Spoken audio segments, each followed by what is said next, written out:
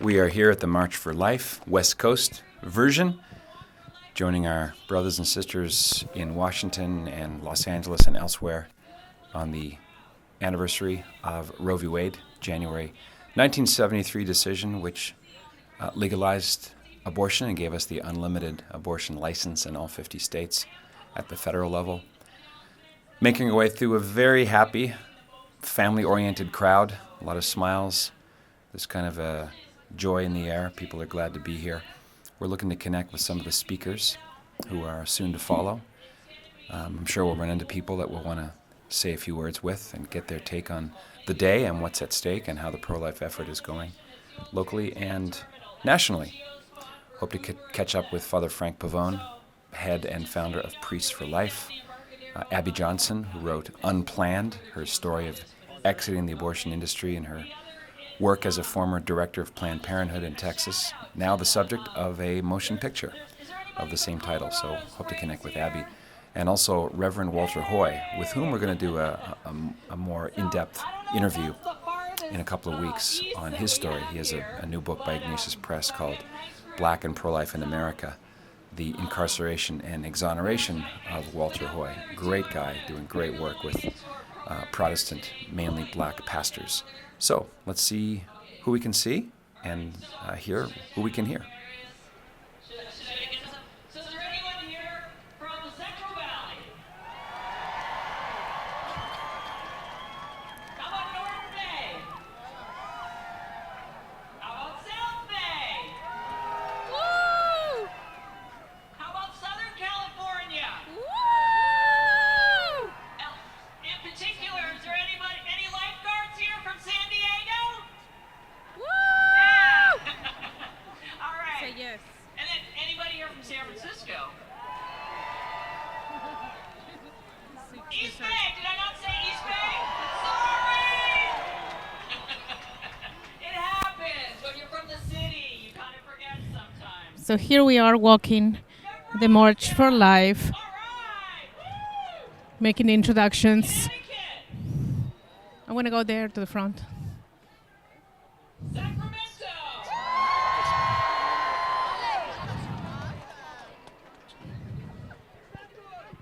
Los Angeles. I would like to introduce Check all 1, 2. of these children. Right on that end. Tessa, step forward. Step.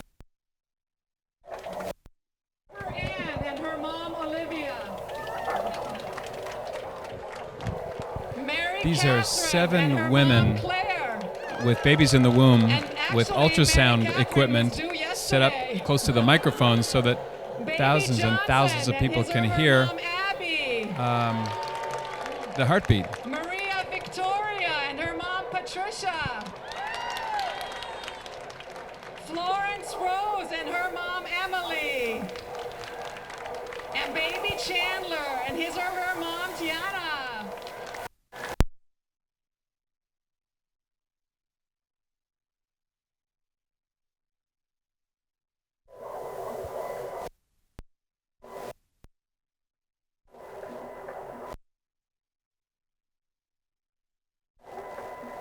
How is that? Babies saving babies. Babies are here to save their so much. More,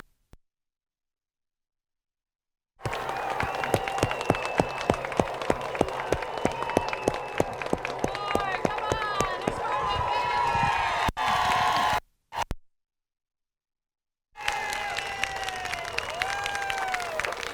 Isn't that fantastic? Okay, thank you, ladies. We're here at the 15th annual March for Life West Coast here in San Francisco in the belly of the beast.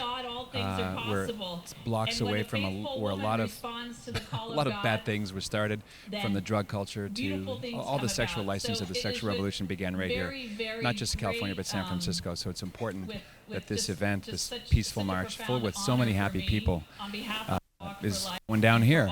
So the speakers are being announced for the rally. Thank you, Dolores. It's an honor to be associated with Gianna Mola. Gianna sacrificed her life to save her daughters. Her legacy can transform tragedy and use our painful experiences for the saving of many lives. I had no idea God would choose me to champion the pro-life cause. Go pray for an end to abortion. That's why we've seen 86 different abortion workers experience conversion, leave their jobs, and begin to walk with Christ following a 40 Days for Life campaign. Sue right here behind me is a former Planned Parenthood manager for nearly 20 years, and she led the 40 Days for Life campaign that closed the abortion facility in Storm Lake, Iowa.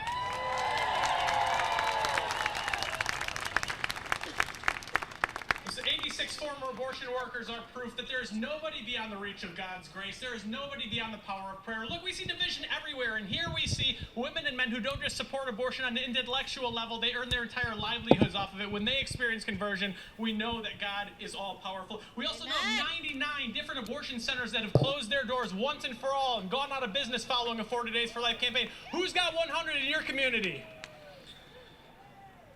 But we have seen a great influx of young people in the pro-life movement. Look around, young people, families, everywhere you look. And at 40 Days for Life, we want to honor the young people who are ending abortion where they live. And that's why we are so pleased to provide the 40-40 scholarship, a $4,040 college scholarship to two women who prove that the future of our shared mission to end abortion is in good hands.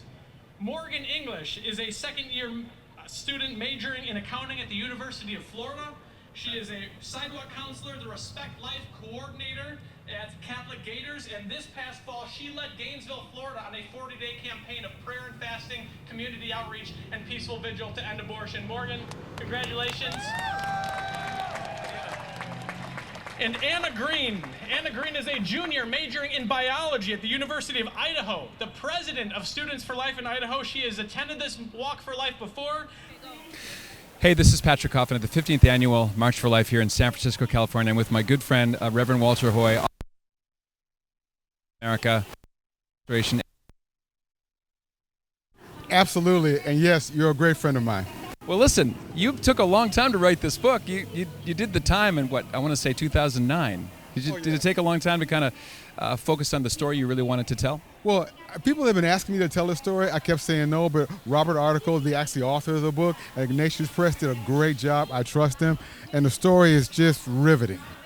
Now, you, for people who are not aware of your story, may be hearing it for the first time, you disobeyed an ordinance in the city of Oakland, one of these bubble laws, which is a massive infringement on First Amendment free speech rights.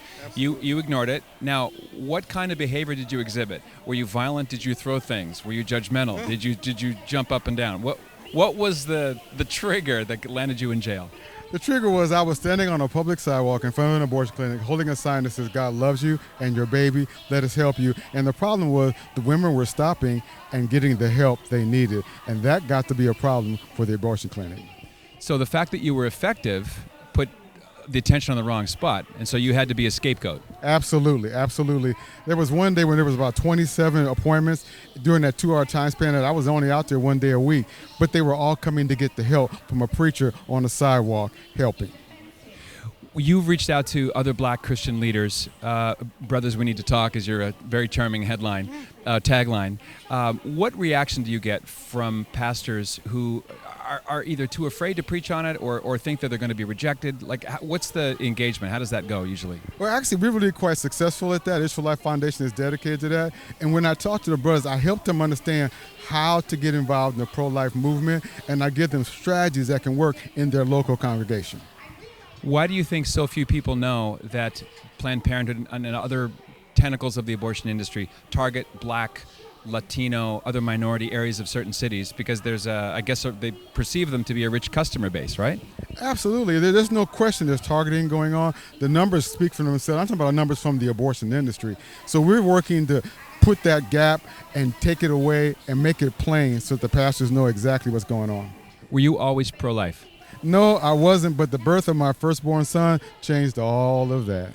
That was several years ago. Yes, You're still a young man. Well, he was born a little less than 6 months, came in at 2.1 pounds, went down to 1.6 ultimately, but I was holding him in the palm of my hands when he was only 1.9. And that's when God spoke to me. And Patrick, he said, this is what's supposed to be on the inside of a woman. And that changed me for the rest of my life. Do you believe that a time, I'm not sure coming how soon, we'll look back on abortion clinics the way we now look back on Holocaust ovens and concentration camps?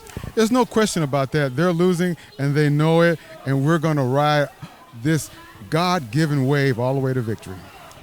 Why do you think science is also on our side? Well, it's absolutely critical. I mean, when you take a look at the ultrasound, the technology behind that, and you can see the science, it makes it absolutely clear that the child inside the womb is a living, breathing human being. I've interviewed the late, great Bernard Nathanson, one of the co-founders of National Abortion Rights Action League, and he's the guy who gave us all the mythology about the back alley abortions with the coat hangers. He said, we lied, we made it up. We wanted to pass Roe v. Wade so badly, and they did it on the backs of so many lies. And of course, you know his journey to the pro-life movement. Ultimately, he died a Catholic and a real pro-life lion. So I've interviewed also Nick Loeb, who plays him in the film Roe v. Wade. That story, if it was told from the other perspective, every A-list Academy Award-winning actor would do flips and twists to be part of the movie. It would be funded in an hour, right? In an hour. Oh, no. Nick is a great guy. Shout out to Nick. Love you, Nick. And there's no question about Dr. Nathanson. He came to know the truth, and that changed everything about him. I want to have you on, do a deep dive about your book on the Patrick Coffin Show, but I know you're busy. You're just about to go on and knock it out of the park. Thanks for being a witness and a gift. All right, God bless you. Love you too. Take care. We will hear more from Walter on the show soon. Don't go away. Couldn't stop reading. So, you know. So here's Abby Johnson at the Walk for Life. I actually teach natural family planning. I hear it works if you use it. We clearly wouldn't know. One day my husband and I will figure out how this keeps happening, but anyway, it is so good to be here with all of you. There is no fruitier place on the planet than San Francisco. And look at all of you. Here. It's amazing, it's amazing. So most of you know my story. I worked at Planned Parenthood for 8 years. I was an abortion clinic director there. Got involved in it as a college student. I tell people that wherever there are vulnerable women, there is also Planned Parenthood. Wow. And there are tens of thousands of vulnerable women on college campuses, and you better believe that Planned Parenthood is right there with them. Hey, let's hear from the college students here. Woo! Yeah, awesome. What about high school students? They just whipped your butt, college students. I got involved as a college kid and didn't know what. We are here at the tail end of the 15th annual March for Life in San Francisco, and I saw this validly ordained Catholic priest earlier. I knew I'd providentially run into him again, Father Frank Pavone, founder and Chief Grand Poobah of Priest for Life. Yes. And we're double broadcasting here on a Facebook Live as well, so we're doing a double platform. Father Frank, I wanted to ask you about you have been fighting abortion before fighting abortion was cool. I remember growing up watching you. I've seen you speak at Franciscan University of Steubenville, and you give a lot of encouragement and practical advice for priests on how to preach on this. Yes. So it must be gratifying for you to see tens of thousands, and most of whom, if today's any indication, are under the age of 30.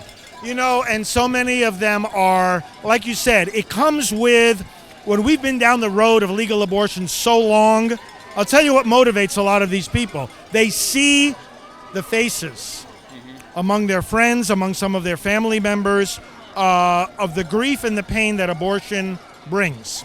And as we go down the road of legal abortion farther and farther, that's going to be more and more evident, that it is not a solution, it creates more problems, doesn't solve anything. And when people see how devastating it is, they say, this has got to stop. I mean, they listen to what the church says, and they think it through, and they say, oh, it's wrong to kill a baby. But I think it's that impact of the personal experience of those who have been wounded some of whom spoke out today at this march, that really convinces them to get on board with this movement. I've seen a couple of faces of young women watching from the sidelines, not Yes. angry protesters, Yes. and a lot of them either on the verge of tears or crying. This is one thing I've noticed. Yes. Just onlookers, and you think, what crossed my mind was, I wonder when they had their abortion. That's right. And here they are standing. They're not angry, and maybe they're angry at themselves, but there's that grief that they're not allowed to express in our culture. You see, that's why we're so grateful to the Walk for Life and also for the March for Life in D.C. for making an integral part of their activities this Silent No More campaign that we at Priests for Life orchestrate with Anglicans for Life. Because it's precisely for people like that, when they're standing on the sidelines, or maybe they're watching now on social media or listening to our interview, they've had an abortion in their past, and they're not sure, does the pro-life movement accept me, or do they condemn me? Does the church, does God himself accept me or condemn me? And the clear message today is that those of us who reject abortion do not reject those who have had abortions. On the contrary, we embrace them with mercy, forgiveness, compassion, and peace. Jesus did not come for the sick, right? Yeah, he came to save sinners. Exactly. I noticed quotes from people like Nat Hentoff, the late Nat Hentoff, an atheist, Jewish writer from the Village Voice. Right. I've seen a couple of Hasidic Jews joining the crowd, and That's people right. of no particular religious viewpoint whatsoever. Why does the church teach that abortion's wrong, irrespective of Scripture and the teaching itself? Well, that's a very good point. It's wrong simply because it's the killing of a human being. Now, Scripture says things about that. The Catechism says things about that. And when we look at all the doctrines we believe, the resurrection, the Eucharist, the Blessed Virgin Mary, it strengthens our pro-life commitment. But at its root, it is simply that it is the destruction of a human life. So that when we say, why is abortion wrong? Well, why would killing anybody that's standing around us right now be wrong? Why would it be wrong to fly an airplane into the World Trade Center? I mean, it's all wrong for the same reason. Innocent life may never be destroyed. If you say, not from the point of view of faith, but just of reason, if you say it's okay, then you can't have a civilization. You can't have an orderly society, because at any given moment, nobody is safe. Father Frank, you've been on the front lines, on the streets literally, when a lot of people were not following you in great numbers. Yes. Now, I wanted to ask you what you felt about Gosnell, the Roe v. Wade movie coming up, Unplanned. These are A-list content creators working in Hollywood to tell another story, the storyline we were not permitted to see for the last 50 years. How do you feel about it? It's been a privilege actually to be part of these stories myself. We were at the Gosnell trial. We helped the producers of that film to get their initial information that they needed.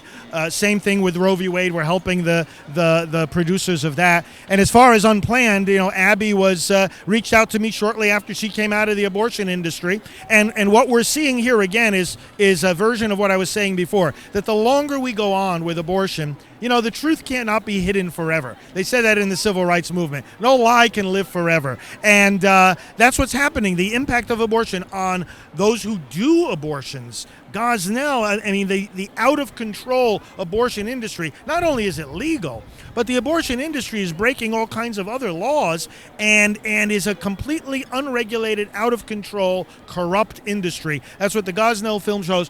What we said from the very beginning is that the truth of all this will come out eventually. This Roe v. Wade movie is very important because most of our fellow Americans don't even know what Roe v. Wade said.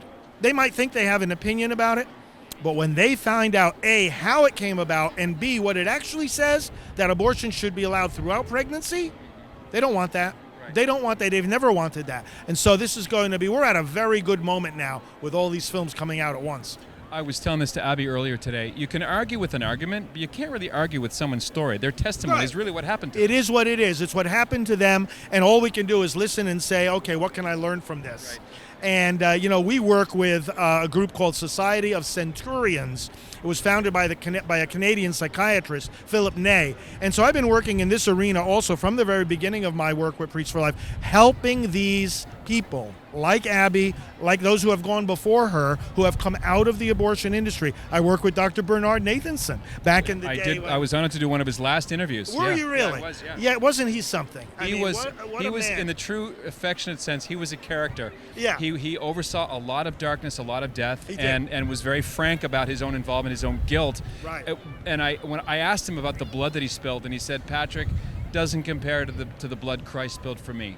That was his consolation. I visited him just about what was it now, about 10 days before he died. He was in his apartment in New York. He could hardly speak. And the first words out of his mouth as I walked into his room and put my ears right up to his face, because he could only whisper at that point, and he said, "Father Frank, how goes the battle?" His mind, yes, his mind in those last days of his life was on us, on all of us, on those who are listening to us right now, working to end the evil that, in his own words, he uncaged on America.